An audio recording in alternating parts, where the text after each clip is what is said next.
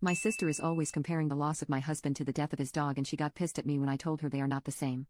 To make a long story short, I lost my husband only a month ago. It's hard, I'm still grieving and I miss him every day. I have to take medication for depression and anxiety to help me get through the day. Last week, my sister's dog was put down due to some health issues, and she was very upset, which is understandable. She called me as soon as it happened and said I was the only sibling who would understand her pain. I didn't mind. Honestly, I just wanted to comfort her since her dog meant the world to her. She held the wake for him, and our whole family attended. It was a nice service. But now, she's comparing our losses, telling me she knows exactly what I'm going through. She can relate to the pain of losing someone so close to you. She calls me asking if we should visit graves together. It was fine the first time, but it's constant. She goes 3 times a day. It's already challenging to go once a week, and she knows this. I feel like she's not even considering my own grief process.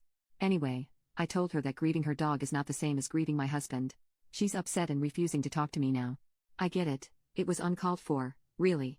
But my loss is new to me, too, and I guess I just got frustrated with how different we're dealing with our losses. I don't know, but I feel like she should understand where I'm coming from, too. A dog is not the same as a husband.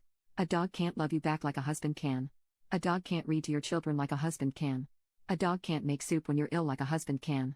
It's really hard for me right now to discern when I'm being condescending or not. I don't know if it's a side effect of my medication or if the empathetic part of my brain has shut down. But I am getting tired of her comparing our pain when she lost her dog, and I lost my world. At the very least, she still has her husband. I have 2 young children at home, processing a loss unimaginable to most kids their age. And she's trying to whisk me away to graveyards to visit her dog. Update, I know where I went wrong.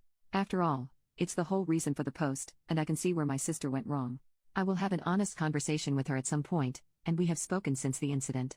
But it mostly had to do with our mother's birthday. We're both just in a place where the wounds are too fresh.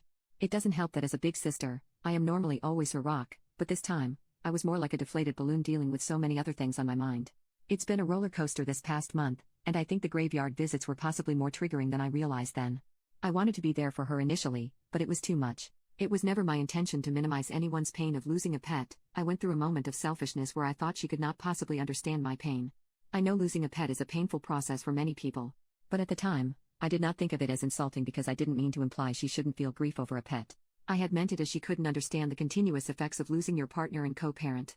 Something new always pops up that he would normally deal with, such as a plumbing issue, having to fix some shelves, or the kids wanting to have a barbecue. I lack in so many things he could easily sort out, and it makes me feel like a horrible parent and wife, like I was burdening him with so much. I plan to explain all of this to her. I think she'll understand. We've been through worse, and we've made it out fine. I have faith that our relationship will only become stronger from this.